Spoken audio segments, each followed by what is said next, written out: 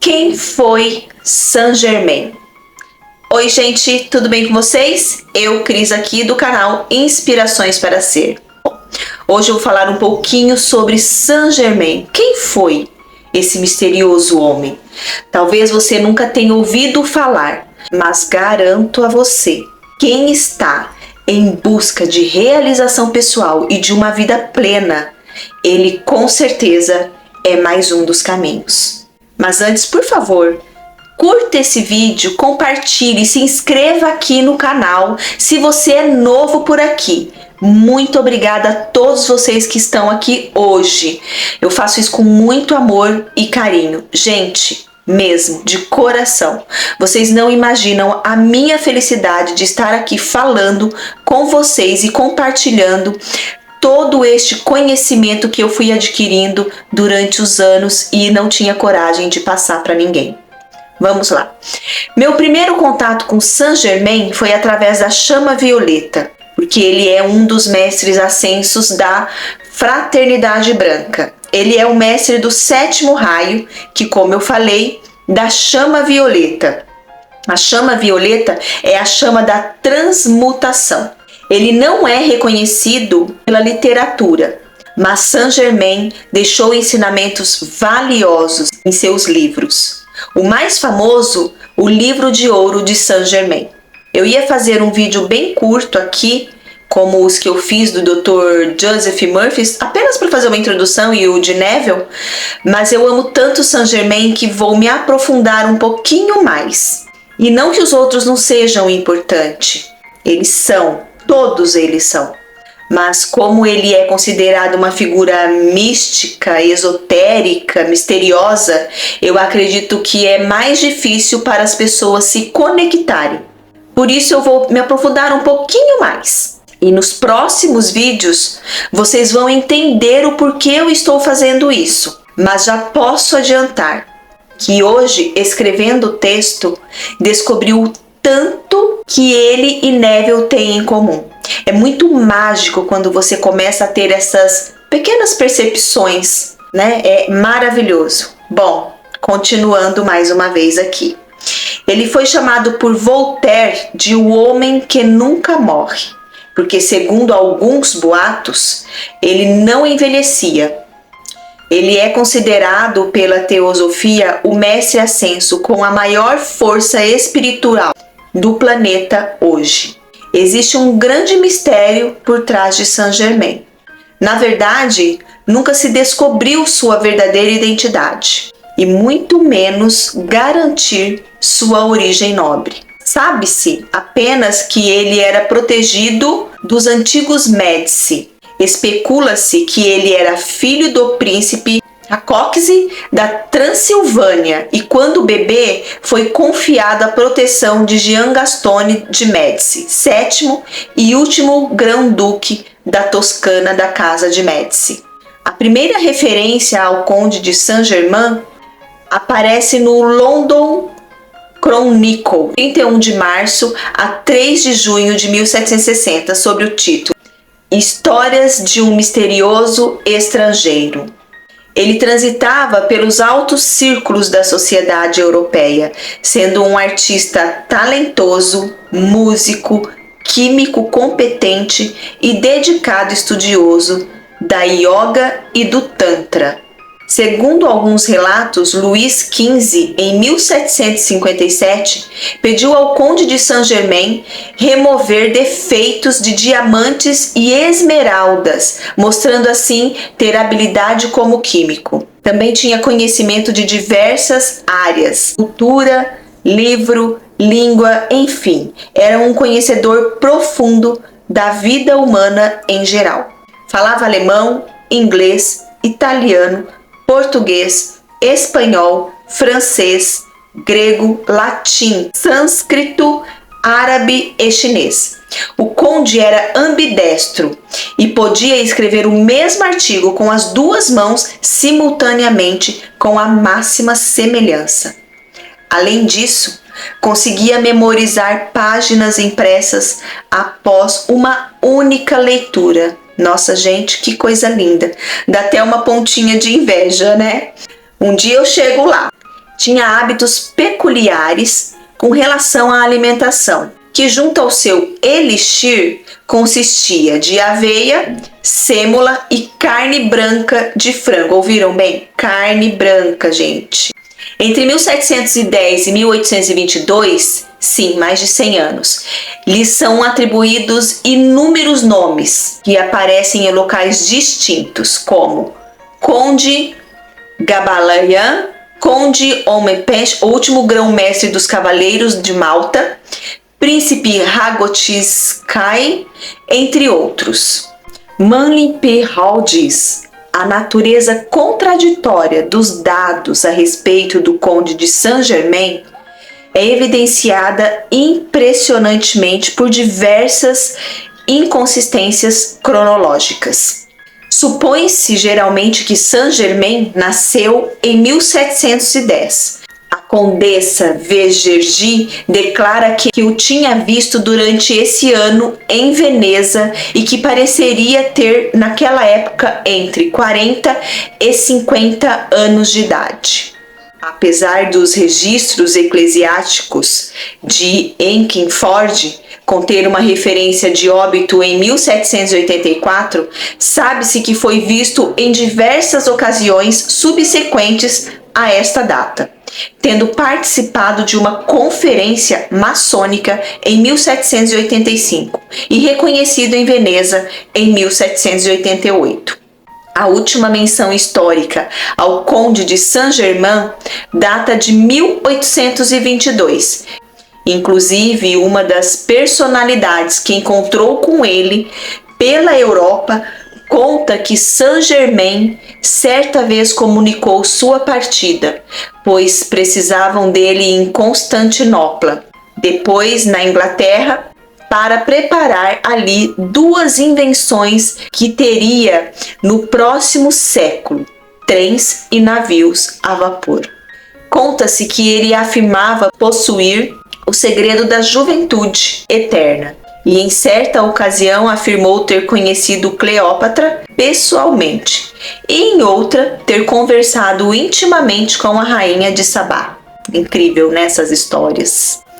Ele dizia possuir o bastão com o qual Moisés fizera brotar água das pedras, um presente recebido na Babilônia durante o reinado de Ciro o Grande. É fato que ele alimentava o mistério em torno de si, despertando cada vez mais curiosidade e simpatia. Além disso, muito do que sabemos sobre ele vem de relatos daqueles que conviveram com ele. Ele foi conhecido por ser um homem singular, que se passava por fabulosamente muito rico e distribuía diamantes e joias com liberdade espantosa. O Conde de Saint-Germain era respeitado e conhecido da Pérsia à França e de Calcutá a Roma.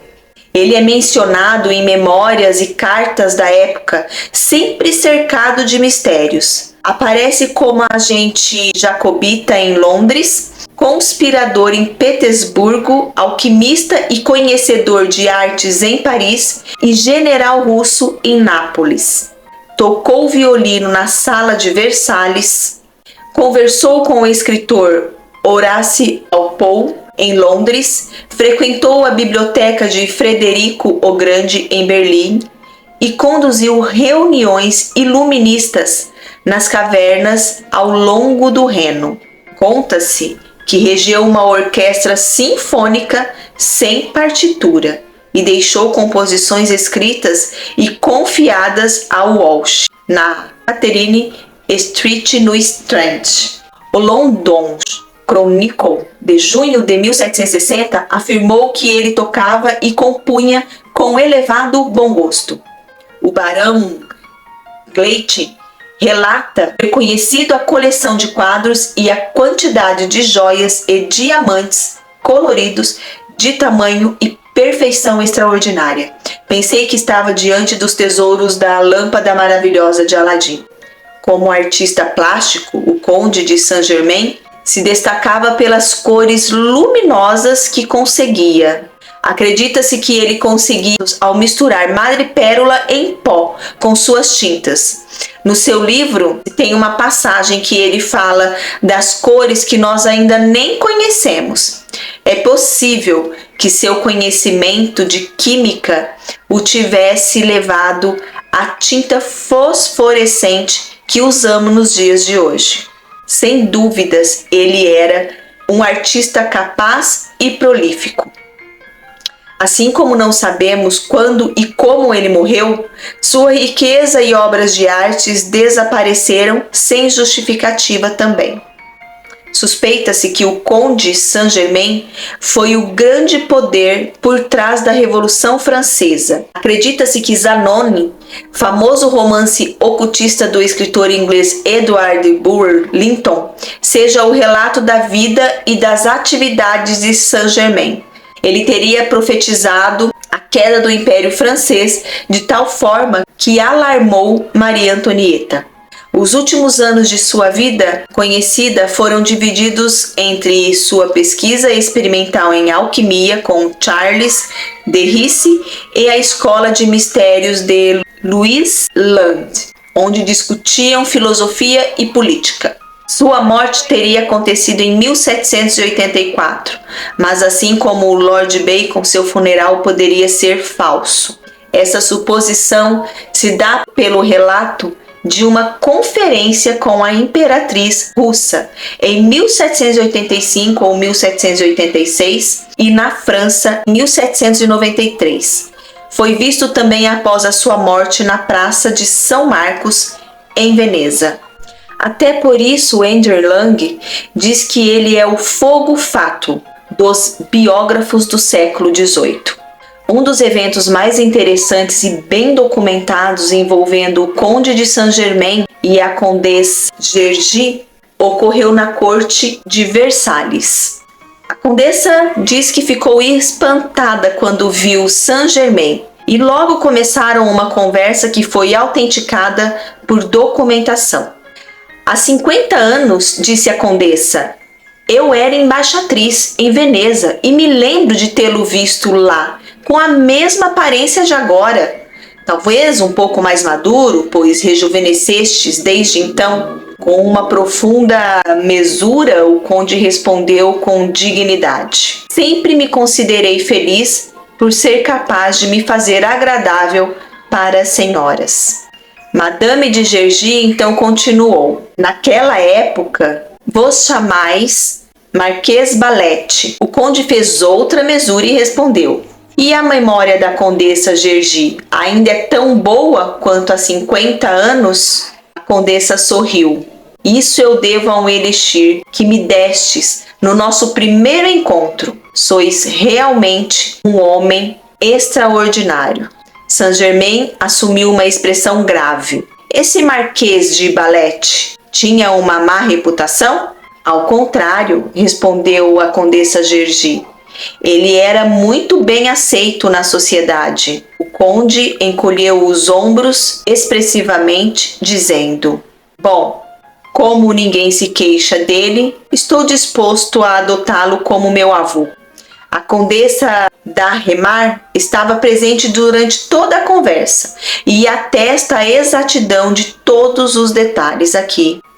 Madame du Rosset, dama de companhia de Madame de Pompadour, escreve sobre o espantoso homem que costumava visitar sua senhora. Ela registra uma conversa que aconteceu entre Pompadour e Saint-Germain. É verdade, madame, que conheci Madame de Gergy há muito tempo, afirmou o conde em voz baixa. Mas de acordo com isso, respondeu a marquesa, vós deveis ter agora mais de 100 anos de idade? Isso não é impossível? Retrucou enigmaticamente o conde, com um leve sorriso. Mas admito que é mais possível que essa senhora, por quem tenho infinito respeito, esteja falando bobagens. Destes a Madame de Gergy, pressionou a Madame Pompadour, um elixir de efeitos surpreendentes? Ela afirma que durante muito tempo parecia ter não mais de 24 anos de idade. Por que não dais um pouco disso ao rei? Saint-Germain deixou uma expressão de terror espalhar-se por seu rosto. Ah, madame, eu seria verdadeiramente louco se tivesse a ideia de dar ao rei uma droga desconhecida. Bom, alguns ocultistas, incluindo Rudolf Steiner, Max Rendel e Guy Ballard, teorizaram que o enigmático Conde de Saint-Germain era uma das reencarnações de Christian Rosenkreuz, que em 1409 teria fundado a Ordem Rosa Cruz, uma escola mística que ensinava uma combinação de transformação social, estudo da alquimia, cabala, misticismo e teologia cristã. Rudolf Steiner ainda identificou a pintura Amen in Amour, de Rembrandt, como um retrato de Conde de Saint-Germain. Segundo Max Rendel, a primeira encarnação conhecida do Conde de Saint-Germain seria Hiram Abif, o filho da viúva, mestre pedreiro do Templo de Salomão, e tido como a pedra fundamental da maçonaria. Posteriormente à sua encarnação como Christian, viria Conde de Saint-Germain, em sua última encarnação conhecida, ou melhor, especulada, como Rasputin. Mas tudo baseado em respeitadas fontes esotéricas e místicas, ou seja, pode ser apenas uma extensão da lenda. Ele próprio, em certa ocasião, disse que permaneceria na Índia por 85 anos e depois retornaria a seus trabalhos na Europa. Apesar de ser referenciado por Voltaire como um homem que sabe tudo e que nunca morre, ele supostamente foi dado como morto em fevereiro de 1784. É interessante observar que Rasputin nasce na Rússia em janeiro de 1869, exatamente com uma diferença de 85 anos. Também existe a crença de que Christian Rosenkreuz era um pseudônimo para uma famosa figura histórica, Sir Francis Bacon, o que pode nos levar a conjecturar ainda que Sir Francis Bacon seria uma das encarnações do Saint-Germain. Ao lado de Francis Bacon, Saint-Germain formaria a dupla de maiores emissários enviados ao mundo pela Irmandade Secreta dos últimos 1000 anos. Ele foi o espírito propulsor do movimento Rosa Cruz no século XVIII, possivelmente o verdadeiro chefe dessa ordem. Gente, esse finalzinho eu fiquei toda arrepiada. Que história, né? Talvez vocês podem estar pensando, mais uma historinha esotérica, mas garanto que depois que vocês assistirem a próxima estreia aqui do canal Inspirações para Ser, vocês vão mudar de ideia, tá bom? Vocês vão ver a conexão que tem Neville também nisso. Fiquem em paz, tenha fé, eu amo vocês e até o próximo vídeo.